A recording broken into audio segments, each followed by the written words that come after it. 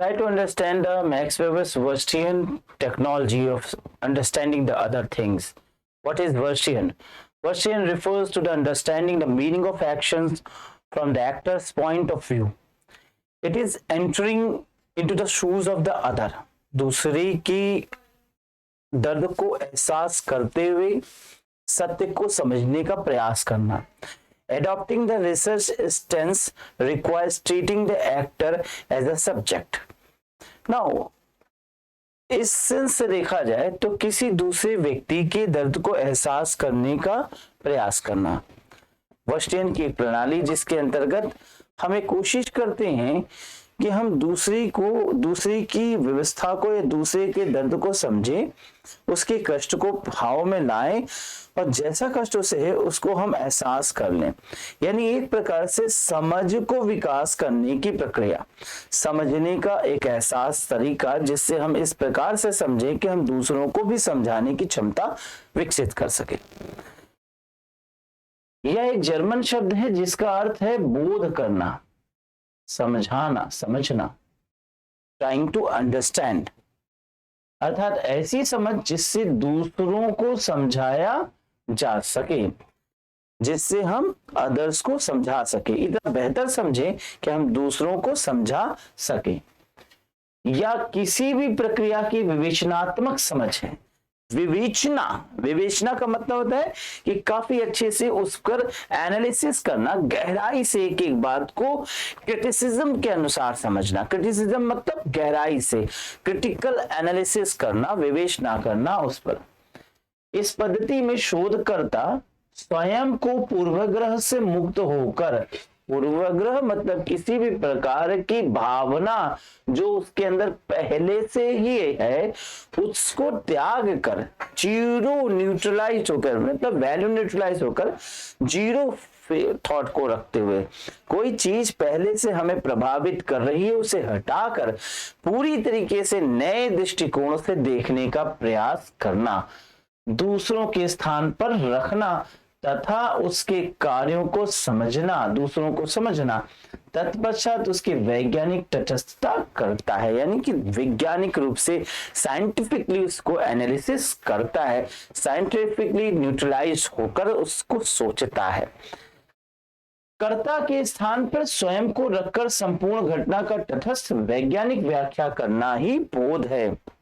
यानी कर्ता यानी जो एक्टर है उसके स्थान पर स्वयं को रखना और साइंटिफिकली एनालिसिस करना ही बोध कहलाएगा. साइंटिफिकली एनालिसिस करना मतलब विज्ञान के अनुसार. विज्ञान का मतलब क्या होता है? विज्ञान यानी सुज्ञान, यानी सही ज्ञान, सही उचित ज्ञान को ध्यान में रखते हुए एनालिसिस करना. यहाँ पर वर्स्टियन की इस अर्थ को प्रकट करता है. नाउ दैट पॉइंट ऑफ से चले तो जर्मन फिलॉसफी है ये जो सोशल साइंस के अंतर्गत इस्तेमाल किया जाता है, जिसका विकास लगभग 19वीं शताब्दी के आसपास हुआ. और ये एक इंटरप्रेटिव और पार्टिसिपेटरी थॉट्स है. इंटरप्रेटिव का मतलब क्या? जिससे निर्वचनात्मक, निर्वचन हो सके, थॉट्स निकल के आए, ये मीनिंग को क्लियर करना. इंटरप्रेटिव. पार्टिसिपेटरी थॉट का मतलब क्या है कि हम इसमें सहगामी होकर समझें दूसरे की. अब यहाँ पे कथन होगा, जाके पावना फटी विवाही सो का जाने पीर पर आई, यानी जिसकी खुद को कष्ट ना हो, जिसकी पाँव में विवाही ना फटे, यानी पीछे से एड़ी का फटना जिसको कहा जाए, वो दूसरों की कष्ट को नहीं समझ सकता है. और एक और कहावत है कि जूते पहनने वाले को ही उस कील का दर्द हो सकता है जो कि उस जूते के अंदर कील है. तो अगर जूते के अंदर कोई कील है तो उसको जो दर्द उसको पहनने वाले को है वो वही एहसास करता है. दूसरा आदमी इस बात को एहसास नहीं कर सकता कि कोई दर्द भी हो रहा है. तो ये क्या है? एक पार्टिसिपेटिव, इंटरप्रेटिव इन नेचर का एक थॉट है जिसके अंतर्गत हम सहगामी होकर सोचते हैं, दूसरे व्यक्ति के साथ एहसास करने का हम प्रयास करते हैं कि दर्द कैसा है, किस प्रकार का उसे कष्ट हो रहा है. This term is closely associated with the Max Weber's thought. तो यहाँ पर हम समझे तो मैक्स वेबर के थॉट के साथ जुड़ा हुआ है. मैक्स वेबर जो कि एक सोशलॉजिस्ट तो थे ही, लेकिन वो ऐसे विचारक हैं जिनकी थॉट्स को हम बड़े लेवल पे समझ सकते हैं, जिससे समाज के एनालिसिस के लिए, सोसाइटी के एनालिसिस के लिए बहुत ज्यादा इनके थ्योरी एक प्रकार से एक्टिविस्ट थ्योरी माना जा सकता है। वेबर का मानना था कि शोधकर्ता का पूर्वाग्रह या पृष्ठभूमि, पूर्वाग्रह यानी पहले से जो वैचारिकी, पहले से दिमाग में कोई विजन बना है, पृष्ठभूमि का मतलब हो गया कि उसकी बैकग्राउंड वस्टियन, बैकग्राउंड किस पक्ष से आया है, उसका बैकग्राउंड कैसा रहा है, वस्टियन विधि को प्रभावित कर सकती है। कुशल प्रशिक्षण से वस्तुनिष्ठ संभव है। लेकिन अगर हम देखें तो अगर कुशल ट्रेनिंग, अच्छी ट्रेनिंग दिया जाए, प्रशिक्षण दिया जाए, तो वस्तुनिष्ठता संभव है। वस्तुनिष्ठता संभव है का क्या मतलब हो रहा है कि वस्तुनिष्ठता का मतलब क्या है, ऑब्जेक्टिविटी। ऑब्जेक्टिव मतलब जितना हो सके गहराई। अब इसको इस तरह से समझे, वस्तुनिष्ठता, व्यक्ति निष्ठा, दो टर्म्स होते हैं जिसको हम एक ऑब्जेक्टिविटी कहते हैं, एक सब्जेक्टिविटी कहते हैं। वस्तुनिष्ठता का मतलब वस्तु की क्या निष्ठा है, वस्तु क्या बोलता है, वस्तु क्या सोचता है। और व्यक्तिनिष्ठता क्या है, व्यक्ति की क्या निष्ठा है, व्यक्ति क्या बोलता है, व्यक्ति क्या सोचता है। अब इन दोनों में देखें तो वस्तु की क्या निष्ठा है, यानी वस्तु जो फील्ड है में जाते हैं, जो ऑब्जेक्ट्स बोल रहे हैं, तो जाहिर सी बात है शोध के दौरान शोधकर्ता का सोचना व्यक्तिनिष्ठता है और फील्ड में लोगों का उत्तर देना वस्तुनिष्ठ है। और रिसर्चर हमेशा लोगों के द्वारा दिए गए उत्तर पर एनालिसिस करता है, यानी सैंपल जो बोलते हैं वही सत्य होता है। जाहिर सी बात है ऑब्जेक्टिविटी से रिलायबिलिटी बनती है, विश्वसनीयता बनती है।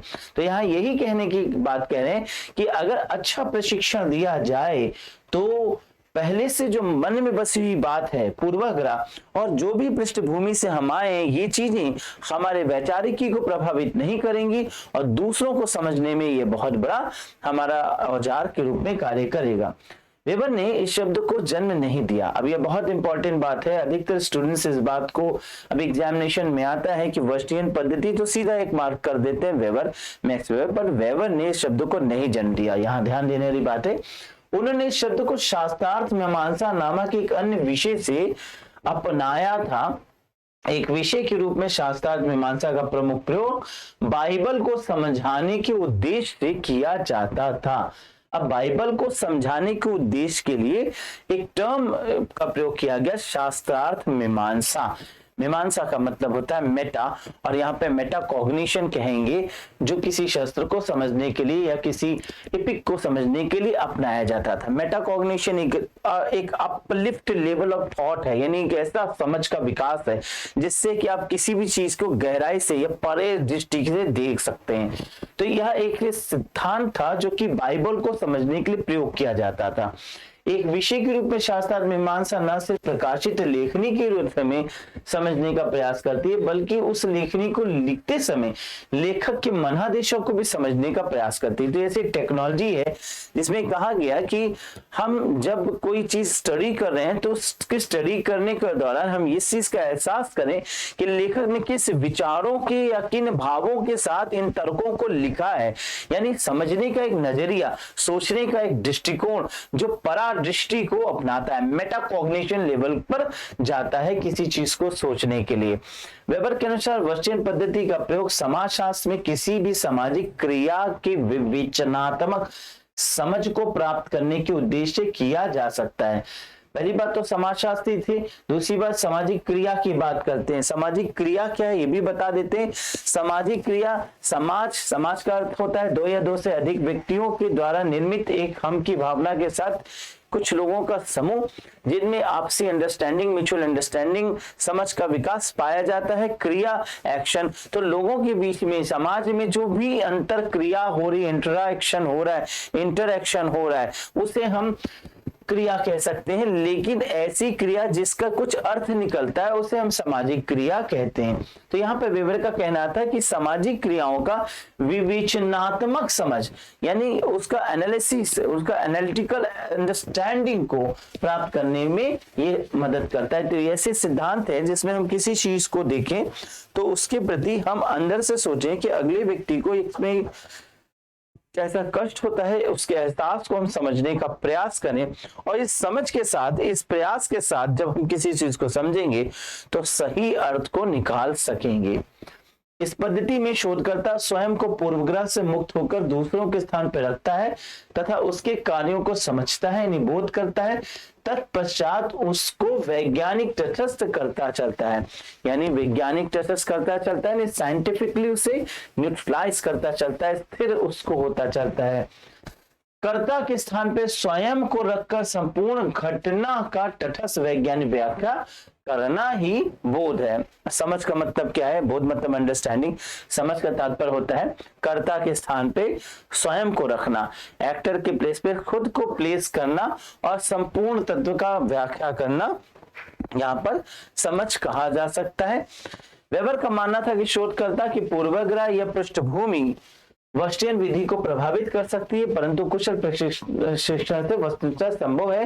वेबर के अनुसार वर्स्टियन पद्धति को 2 चरणों में पूरा किया जा सकता है, प्रत्यक्ष अवलोकन के माध्यम से और कर्ता के साथ सहानुभूति करके।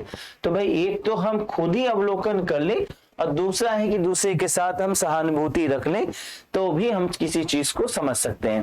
वेबर के अनुसार पहले चरण में अनुसंधान करता, यानी पहले चरण में प्रत्यक्ष अवलोकन में समाजशास्त्री एक बाध्य दर्शक की भूमिका निभाता है, यानी चुपचाप अवलोकन करता है, देख रहा होता है, एनालिसिस कर रहा होता है। जैसे मान लीजिए कि हम लेबर के ऊपर स्टडी कर रहे हैं और लेबर के ऊपर स्टडी करना है तो हमने लेबर्स को दूर से गए, निहार रहे हैं, समझ रहे हैं, एहसास कर रहे हैं और वो पहचान हमें ना पाए, इसलिए उनके सामने इस प्रकार से नहीं है कि वो अपनी बातों को हमसे प्रभावित होकर किसी प्रकार का हाथोन इफेक्ट या मार्लो इफेक्ट से क्रिएट होकर के अपनी बातों को या अपने भाव को, सत्य को बदल दें। तो यहाँ पर हम अवलोकन के माध्यम से, प्रत्यक्ष रूप से अवलोकन के माध्यम से लेबर को समझने का प्रयास कर रहे हैं, उनकी स्थिति को, उनके मनादशा को, उनकी समस्याओं को जानने का प्रयास कर रहे हैं। इसके लिए हम ऐसा भी कर सकते हैं कि लेबर चौराहे पे जाकर के वहां किनारे आसपास चाय की दुकान पे बैठ के चाय पिए और रोज हम जाकर आधा घंटा वहां चाय पी करके ऐसे यहाँ पर निहारें और समझने का प्रयास करें कि लेबर्स की क्या कंडीशंस हैं, उनकी क्या प्रॉब्लम्स हैं, उनकी दशा क्या है, उनकी इन दशाओं को क्या सुधार किया जा सकता है। तो एक सच्चा रिसर्चर ऐसा करता है कि वो इस तरीके से अवलोकन के माध्यम से, जिसे हम कहें कि डायरेक्ट ऑब्जर्वेशन, प्रत्यक्ष अवलोकन के माध्यम से समझ सकता है। वह सामाजिक क्रिया में स्वयं भाग नहीं लेता, यानी वो लेबर्स के साथ अटैच नहीं है, वहां उनसे बात नहीं कर रहा है, उनको देख नहीं रहा है, उनको देख रहा है पर उनको बात नहीं कर रहा है। बाह्य अवलोकन के माध्यम से वह यह समझने का प्रयास करता है कि किस सामाजिक क्रिया में क्या हो रहा है और क्यों हो रहा है।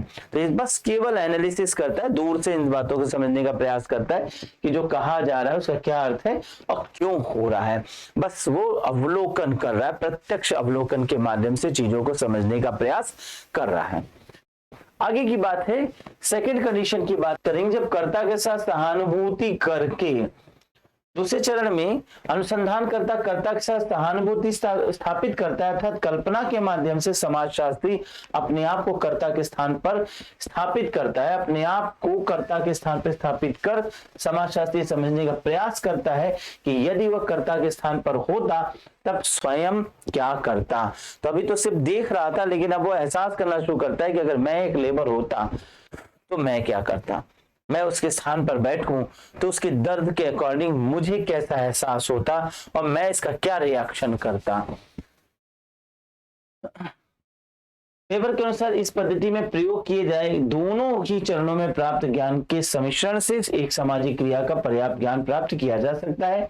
वर्स्टियन के माध्यम से एक समाजशास्त्री क्रिया के पीछे उपस्थित अर्थ और उद्देश्यों को समझा सकता है, यानी कि इसके माध्यम से वो उसके अर्थ को समझ सकता है, किसी भी एक्शन को या किसी भी क्रिया को हो रहा है उसको बहुत बेहतर रूप से एनालिसिस कर सकता है, अपने विचारों के माध्यम से प्रभावित कर सकता है।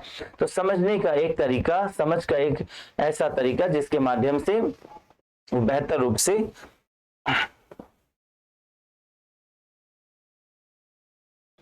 सोसाइटी को समझने का एक प्रक्रिया कहा जा सकता है।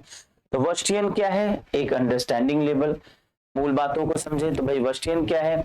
एक समझने का तरीका है जिसमें हम दूसरों की भावनाओं को समझने के माध्यम से समझने का प्रयास करते हैं। दैट इज एक पॉइंट है, एक मीनिंग है जिसके द्वारा हम दूसरों को दूसरे के दर्द को अपने पूर्वाग्रहों से मुक्त होकर एहसास करने का प्रयास करते हैं कि हमारी पृष्ठभूमि इस पर प्रभाव ना डाले। तो here it is the meaning of understanding, it is a way of understanding, it's a point of view जिसके माध्यम से हम सत्य का पता लगाते हैं और सुविज्ञानी की सही ज्ञान को प्राप्त करते हैं।